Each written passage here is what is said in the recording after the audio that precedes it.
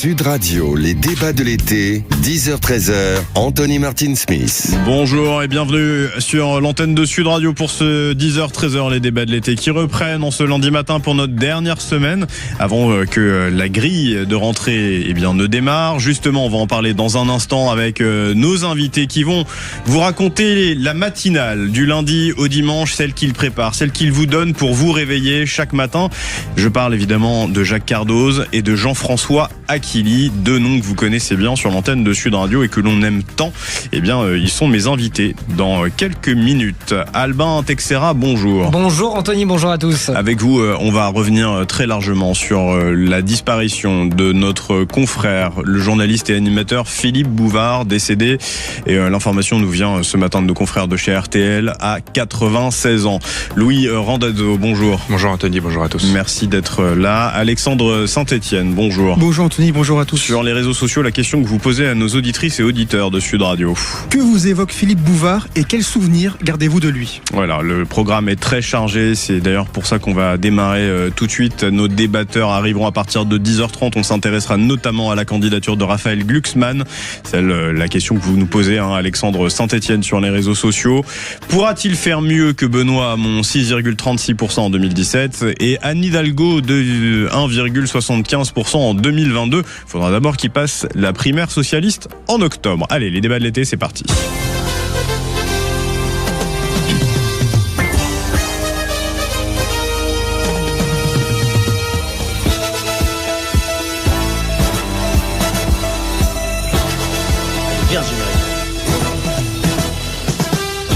Générique, vous l'avez compris, qui n'est pas celui de notre émission, mais celui des grosses têtes, au temps de Philippe Bouvard, disparu ce matin à l'âge de 96 ans, Albin Texera. Oui, exactement Anthony, on vient de l'apprendre ce matin. Philippe Bouvard est mort à 96 ans à son domicile de Cannes.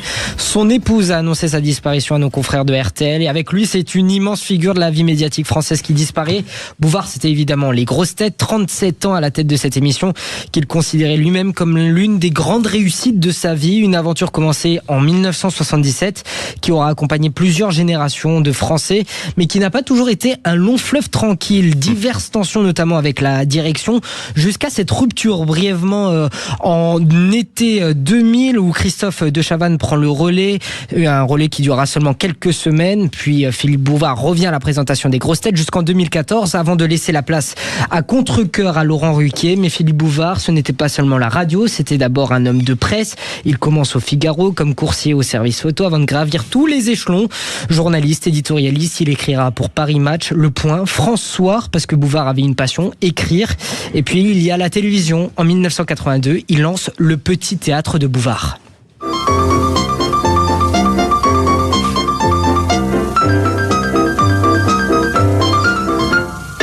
Bonsoir.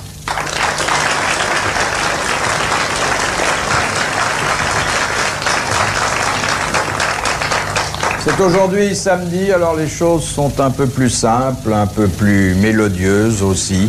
On fait de la musique, on chante. Une émission où on chante, on rit, un formidable révélateur de talent. Sur son plateau vont passer les futurs grands noms de l'humour français, les inconnus Mimi Mati, Michel Bernier, Jean-Marie Bigard, Chantal Latsou, Muriel Robin, Laurent Baffy, des dizaines et des dizaines de noms. Bouvard avait ce talent rare, repérer une personnalité avant qu'elle ne devienne célèbre. Il savait faire rire, mais surtout il savait donner leur chance aux autres. Et derrière l'amuseur, il y avait un travailleur infatigable, une plume, un journaliste, un observateur des Français et de leurs petits travers. Il avait 96 ans, il a fait ses adieux à ses auditeurs en décembre 2024.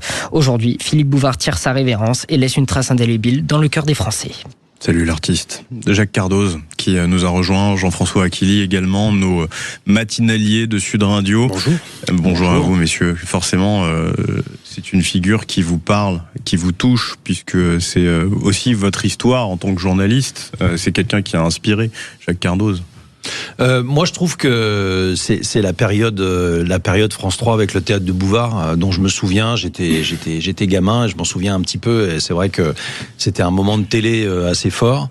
Et puis surtout, c'est ce que nous disait Jacques Pessis tout à l'heure, c'est que ça m'étonne pas qu'il y ait eu derrière Philippe Bouvard beaucoup de travail, cette obsession de l'écrit, des notes. C'est parce que c'est l'image qu'il renvoyait, quelqu'un de très méticuleux, très travailleur. Donc oui, bien sûr, il fait partie des personnalités qui marquent. Après, c'est un animateur. Et pour nous, enfin, je sais pas ce qu'on dira Jean-François, mais pour nous journalistes, il est moins. Enfin, c'est un animateur et en même temps, je devrais pas dire ça parce qu'il est aussi tout à fait journaliste et notamment à France Soir, au Figaro, etc. Mais je sais pas. On a toujours l'impression qu'il y a un peu deux mondes en un monde médiatique finalement. Oui, si vous ramenez les compteurs en arrière pour toute une génération dont je fais partie, je ne sais pas si Jacques se met dedans, mais oui, on est à peu près la même génération. C'est pas très éloigné. Ouais. Vous avez dans le souvenir, vous avez raison, Jacques, de grands animateurs qui sont à peu près au même moment dans la lucarne. Vous avez effectivement Philippe Bouvard, vous avez Jacques Martin, vous avez Guy Lux qui est lui plus âgé.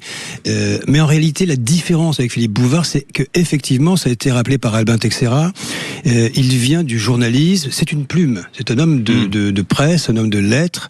D'ailleurs, retraité sur la Côte d'Azur, il continuait d'écrire. Il était insatiable. J'ai un ami très proche qui le fréquentait régulièrement, qui me racontait le Philippe Bouvard d'aujourd'hui, qui était insatiable. Il était un esprit très libre, très vif. Il avait gardé cette curiosité jusqu'au bout, jusqu'au dernier souffle, et c'est ce qui le caractérisait. Un homme de lettres qui est passé par la variété avec un certain succès. Qui est aussi passé, Albin le disait à l'instant, par les coursives du Figaro. D'abord en tant que coursier, c'est aussi ça le journalisme de votre époque, messieurs, que nous n'avons pas connu, Albin comme moi. Alors là, pour le coup, moi, j'ai pas vraiment connu ça. Non, mais je découpe les dépêches, je finis comme reporter, quoi. Ouais, ça c'est ce qu'on racontait. C'est ce qu'on racontait nous quand on a commencé, mais parce que mais la méritocratie existait de votre temps. Ah oui. Les journalistes de notre époque, mais nous sommes encore frais, vifs aujourd'hui, malgré Jean-François les années. Non, mais puisque vous réveillez la France. Les carrières étaient difficiles. Il y avait peu de place à l'époque, comme aujourd'hui, mais les médias étaient stables. Les Français achetaient le France Soir à la criée dans la rue. Les Français lisaient la presse. Ils écoutaient beaucoup la radio, regardaient la télévision qui naissait, qui se déployait. Et les carrières journalistiques pouvaient partir de rien et vous le pouviez vous élever à la force du poignet. C'est vrai que c'est ça, je trouve, moi, que j'aurais tendance à le plus regretter de cette époque. C'est cette capacité qu'avaient les grands à pouvoir déceler l'avenir de quelqu'un et sur un pas un coup de tête, mais sur un moment où on repère un talent, se dire tiens, je vais miser sur lui. Alors on le sait pour les humoristes, Albin Texera l'a rappelé tout à l'heure à travers le théâtre de Bouvard, mais ça raconte aussi cette période où dans les rédactions les grands, les cadors savaient aussi aller repérer des jeunes qui n'étaient pas forcément issus du monde journalistique, et pour cause, puisque les écoles de journalisme elles sont arrivées quand même sur le tard. Moi, quand j'ai commencé, on disait qu'il y avait la moitié à peu près qui sortait des écoles de journalisme, donc dans les années 90, et l'autre qui venait d'horizons totalement divers. Voilà. Jean-François le disait, Jacques, vous êtes frais tous les deux, puisque vous vous réveillez tous les matins très tôt. À quelle heure se lève un matinalier pour proposer à partir de 7h un programme aussi frais que le vôtre? Et moi, j'ai l'impression de faire la grasse mat, parce que je ne me lève qu'à 5h moins le quart. C'est pas si tôt que ça. Et alors, je suis très vite à la station, j'y suis à 5h20. Il y a une partie du travail qui est effectuée la veille, et pour moi, l'heure et demie que j'ai encore devant moi, puisque j'arrive à 6h55 à l'antenne, elle me permet de faire le lien entre la soirée et le matin, et de m'adapter évidemment à tout ce qui est tombé le matin. Jean-François, la bonne question, c'est à quelle heure tu te couches, en fait, en vrai. Mais est-ce qu'on fait une sieste? Non. Alors attendez. D'abord, les matinales, moi, je les ai en cumulant. Je sais pas vous, Jacques et autres.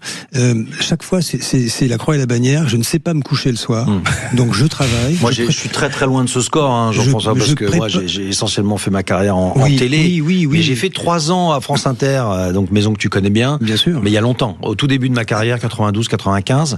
Et je me réveillais, mais j'étais très jeune, donc je me réveillais sans problème. Là, c'était du 2h30, 3h. Hein, c'était. Et pour vous répondre, Anthony, et compléter ce que dit Jacques à l'instant, vous ne savez pas. En fait, la difficulté, c'est essayer de trouver des moments, des pauses sommeil. Moi, j'ai la chance de pratiquer le sommeil flash partout, sauf au volant. Et souhaitons-le. Ouais, on va éviter. Et en réalité, la difficulté, c'est de ne pas manger.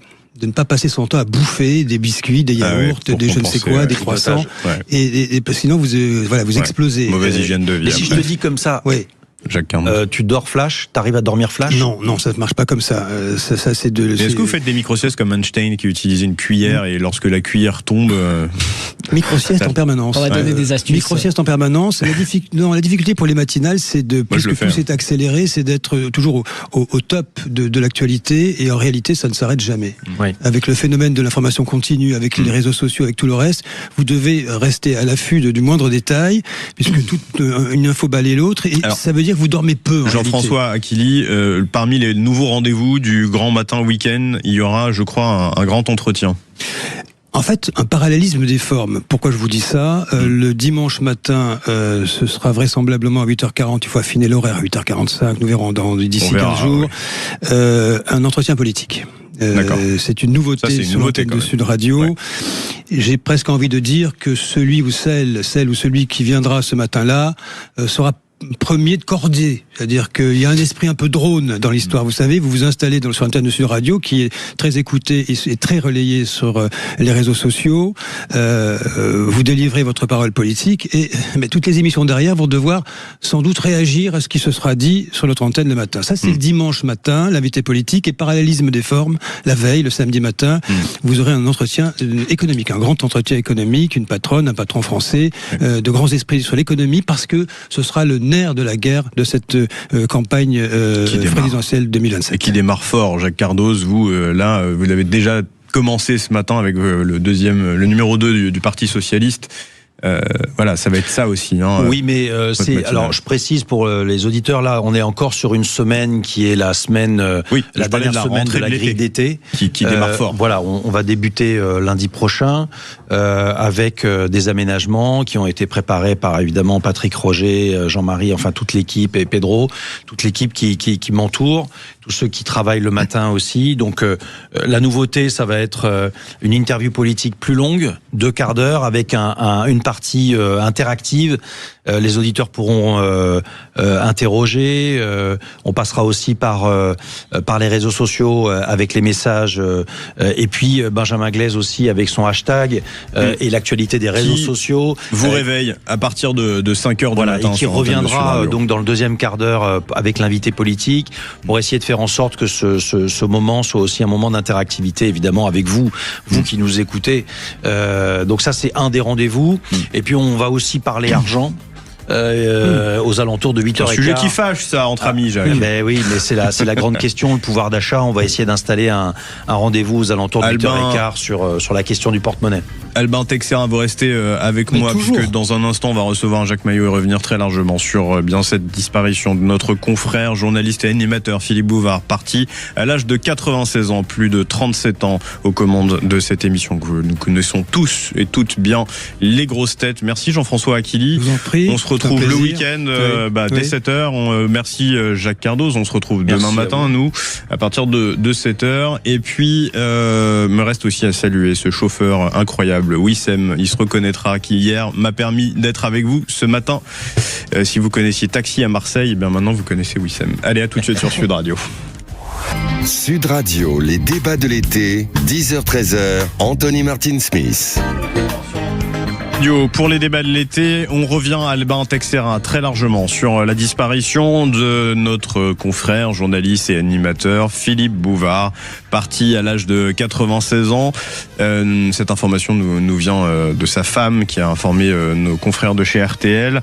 Dans un instant, on va recevoir un ancien collaborateur, Albin Texerin, sur l'antenne de Sud Radio. Exactement, dans un instant, nous recevrons Jacques Maillot, qui est ancien collaborateur de Philippe Bouvard, humoriste et directeur des théâtres. Mais avant de le recevoir, faire un petit point quand même sur les réactions, puisque de nombreuses réactions nous parviennent, notamment Jean-Pierre Foucault qui salue Philippe Bouvard, notre maître à tous. C'était un personnage incontournable et nous sommes tous très tristes de ce que nous apprenons ce matin. Philippe, il a su mettre à portée de toutes les cultures générales. Il avait une immense culture générale. Il savait tout sur tout. Voilà ce que Jean-Pierre Pierre Foucault nous dit. Laurent Ruquier aussi, l'animateur actuel des grosses têtes qui a pris le relais de Philippe Bouvard en 2014, salue le journaliste. Il rend hommage à un exemple et un modèle. C'est un maître pour moi dans ce métier, un exemple et un modèle. C'est quelqu'un qui a créé l'impertinence à la radio, mais à la télévision aussi. Et je remets un petit extrait. C'était Philippe Bouvard. Rappelez-vous, en 1976, il jouait un rôle dans L'aile ou la cuisse avec Louis de Funès. C'est un extrait qui est beaucoup joué sur les réseaux sociaux. Je vous propose de l'écouter. Alors là, c'est le générique. Oui, c'est pas le bon. Du théâtre de Bouvard, mais en tout cas, on va le recevoir après dans la base de données. Mais en tout cas, voilà, il y a beaucoup d'hommages qui sont faits sur les réseaux sociaux et c'est tout à fait logique vu la carrière de Philippe Bouvard. Notre invité maintenant, Jacques Maillot. Bonjour. Bonjour. Vous êtes, vous, un ancien collaborateur de Philippe Bouvard. Forcément, aujourd'hui, vous êtes très peiné, on imagine. Oui, parce que on a travaillé ensemble pratiquement pendant 50 ans. Il m'a donné ma première chance à la télévision en m'invitant dans son émission de deuxième partie de soirée, ce qui était de l'équivalent de l'émission de Laurent Ruquier ou de Ardisson. Ça s'appelait 10 de der, et là il m'a fait faire un sketch, et depuis ce jour-là, je crois qu'on ne s'est jamais quitté. Quand il a créé les grosses têtes, évidemment il m'a invité et il m'a accompagné surtout dans toutes mes épreuves, dans toute ma carrière. Quand j'ai racheté le Théâtre des Deux Ânes, il était là. Quand j'ai créé des émissions de télé, il venait me chaperonner. C'est vraiment une amitié, une complicité de 50 années qui s'éteint. Voilà. Oui, c'était quelqu'un, quand on entend quand même tous les hommages, tout le monde est d'accord pour dire que c'était un grand travailleur et qu'il aimait lancer les jeunes. Vous le ressentiez quand vous étiez à ses côtés? Jacques Cardoz notamment. Ah, tout à fait. C'était quelqu'un qui était un passeur de plats extraordinaire. Il savait vous mettre en valeur, en évidence. Même quand on faisait les grosses têtes avec lui, il avait l'art de vous amener les bonnes questions, de vous amener les bonnes incises pour que vous puissiez rebondir. Et ça, des gens comme Jean-Yann et Jacques Martin, qui étaient des grands improvisateurs, ils le savaient et ils voyaient très bien quand Philippe tendait la perche, il n'avait plus qu'à la prendre et puis à rebondir avec. Et c'était un altruiste, Philippe. Il a toujours aidé les autres, ce qui ne l'a pas empêché de faire une carrière exceptionnelle, mais il adorait rendre service et surtout mettre les talents en évidence, et c'est ce qu'il a fait toute sa vie, soit à travers les grosses têtes, soit à travers cette émission qui a révélé un nombre incalculable d'humoristes, qui était le Petit Théâtre de Bouvard. C'est ça l'héritage Bouvard, c'est ce qu'il a laissé, toutes ces personnalités qu'il a révélées, c'est ça pour vous avant tout l'héritage Bouvard? Je crois, et puis il était un pionnier. Rappelez-vous, quand il a lancé Smaïn dans le Petit Théâtre de Bouvard, c'était osé à l'époque. Il n'y avait pas d'humoriste de couleur comme aujourd'hui, qui représentait des couches sociales particulières. Et c'était très très très culotté. Et Smaïn, qui a un immense talent, a fait une carrière brillante et il a ouvert la voie à d'autres humoristes comme Jamel Debbouze, etc. Aussi. Et Mimi Mati, alors Mimi Mati, c'est pareil. Oui, c'était une exception. Là, elle réagit, elle dit c'est grâce à lui, car s'il avait écouté à l'époque les gens d'Antenne 2 qui lui avaient dit, vous savez, je pense que c'est pas très bien de faire passer une naine à 1 heure de grande écoute, Philippe l'a gentiment envoyé balader et a continué de m'imposer. Donc ça aussi. Oui, c'était un homme impertinent, c'était un homme extrêmement culotté, très volontaire, et quand il voulait quelque chose, en général, il l'obtenait parce que c'était un homme qui ne se laissait pas compter par la direction de la télévision, et c'est vrai qu'il a ouvert la voie à l'impertinence. Les talk-shows comme on en a aujourd'hui, c'est lui qui a été le premier à faire ça. Et les comédie clubs, les Jamel, Paname, etc. qu'on connaît. C'est finalement lui qui a donné le là. Ah, complètement. C'est lui qui a donné le là et il a ouvert la voie à plein de gens. Non, vraiment, ça a été un homme qui a aidé énormément de gens et qui a ouvert des voies, exploré des voies nouvelles, aussi bien à la radio qu'à la télévision. Un grand improvisateur, vous le disiez, un professionnel de l'impro, il faut avoir une grande culture générale pour ça et être capable de réagir dans toutes les situations les plus rocambolesques. Est-ce que vous avez un souvenir, vous, avec lui, à l'antenne, par exemple, où il aurait pu complètement sortir des clous, mais son professionnalisme a fait que on n'a rien vu? Ah non, jamais, parce que Philippe préparait énormément ses émissions. Et s'il y avait des gens qui risquaient de sortir des clous, c'était nous, ces pensionnaires des grosses têtes. Mais il avait l'art de nous ramener dans les clous, parce que tout était extrêmement cadré. Il connaissait les dangers de certains, et donc il savait vraiment mener son émission parfaitement. Et tout était cadré. Quand il vous posait une question, il avait évidemment les réponses, mais il avait aussi toutes les diversions qu'on pouvait faire autour du sujet. Et donc, il savait à un moment nous dire, bon, allez, écoutez, là, on va pas rentrer dans votre intimité. Et puis, et il nous ramenait tout de suite sur la bonne voie. Il est vrai. Il est vrai, pardonnez-moi, qu'il était facile de passer peut-être même sur de l'humour potache qui aujourd'hui d'ailleurs peut-être ne passerait pas. Tout à fait. Moi, je disais toujours, les grosses têtes, c'est une récréation. On arrivait le matin à 9h à RTL, et je disais, Philippe, bon, ben, on rentre dans la cour de récré pendant 2 heures, 2 heures et demie. Et il avait un comportement de potache. Il avait gardé cet esprit estudiantin, presque par moments un peu puéril. Il adorait faire des farces, on se racontait presque des histoires de Toto et des trucs comme ça. Et je crois que c'était le secret de la fraîcheur de ces émissions. Et c'est une attitude que j'ai toujours cultivée. Je me suis dit, il faut garder toujours dans un coin de sa tête son esprit un peu infantile et garder cette fraîcheur d'âme qu'il a toujours eu jusqu'à la fin. Là, les dernières fois où on s'est parlé au téléphone, il y a encore une petite semaine, il était resté le même jeune homme espiègle comme il a toujours été. Merci beaucoup, Jacques Maillot. Je rappelle, vous êtes un ancien des grosses têtes, un ancien collaborateur, un ami de toujours de Philippe Bouvard. Merci d'avoir pris le temps de venir bien partager avec nous ces souvenirs sur l'antenne de Sud Radio. Je le rappelle, Philippe Bouvard, disparu à l'âge de 96 ans, journaliste, animateur, un confrère, Albin Texera, de talent. C'est à peu près tout ce que l'on retient de l'ensemble des témoignages. Et je retiens, moi, les mots de Jean-Pierre Foucault, notre maître à tous. Cette phrase, ces quelques mots veulent tout dire, notre maître à tous. Oui, mais il savait aussi, il connaissait d'avance les 10 versions de nos réponses. Ça, c'est ce que vous nous dites, Jacques Maillot. Merci. En tout cas, c'est un métier qui est pas toujours évident, qui est pas le plus difficile du monde, mais qui demande quand même beaucoup de rigueur et de travail. Et c'était ça aussi ce que nous disait Jacques Cardos tout à l'heure. C'est quelqu'un qui travaillait énormément et qui préparait beaucoup de choses. Merci. Vous ne bougez pas sur l'antenne de Sud Radio. Vous réagissez évidemment sur les réseaux sociaux. On a notamment Thomas qui dit, moi je suis très triste, quand je partais à l'école, c'était lui que j'écoutais dans la voiture avec mon père. Eh ben oui, effectivement.